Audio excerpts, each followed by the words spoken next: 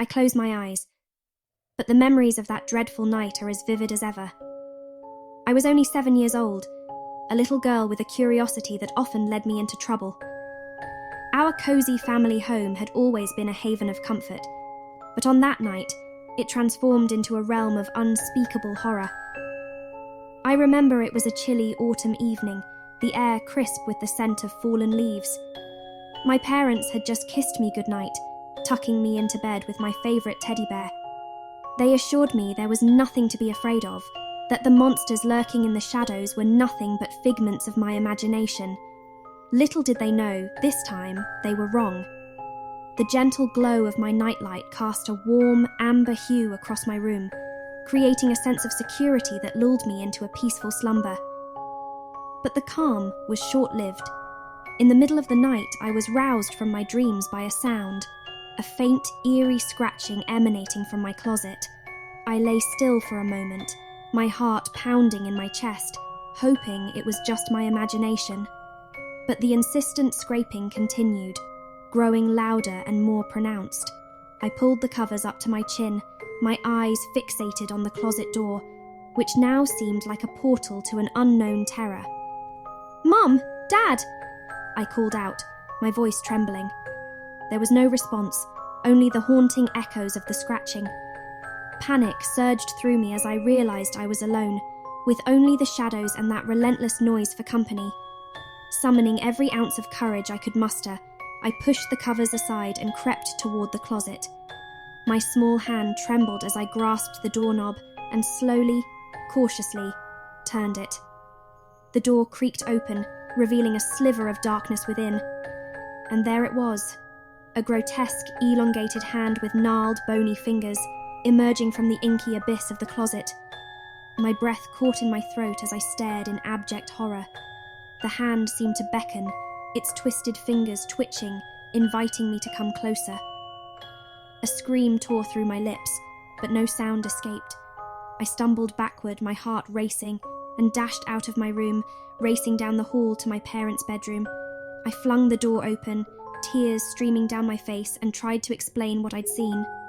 My parents exchanged worried glances, their faces etched with concern.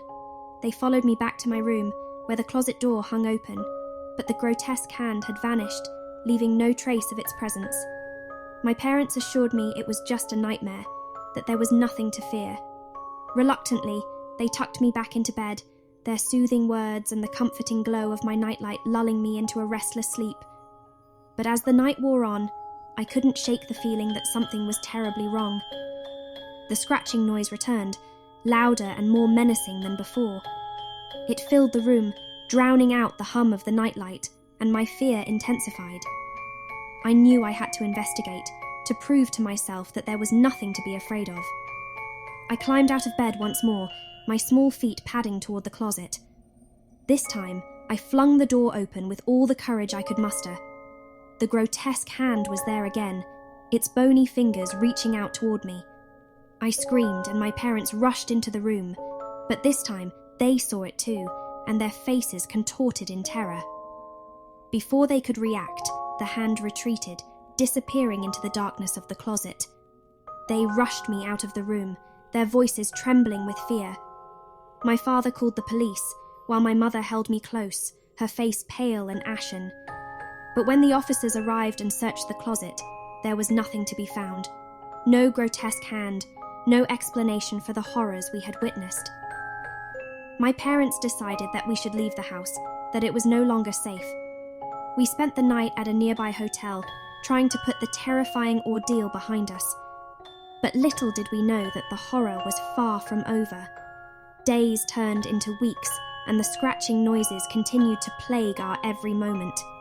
We moved from place to place, seeking refuge from the relentless horror that had invaded our lives. But there was no escaping it. The grotesque hand, the malevolent presence, followed us wherever we went. And then, one fateful night, it revealed its true nature. My parents were found dead in their bedroom, their faces etched with terror, their bodies drained of life.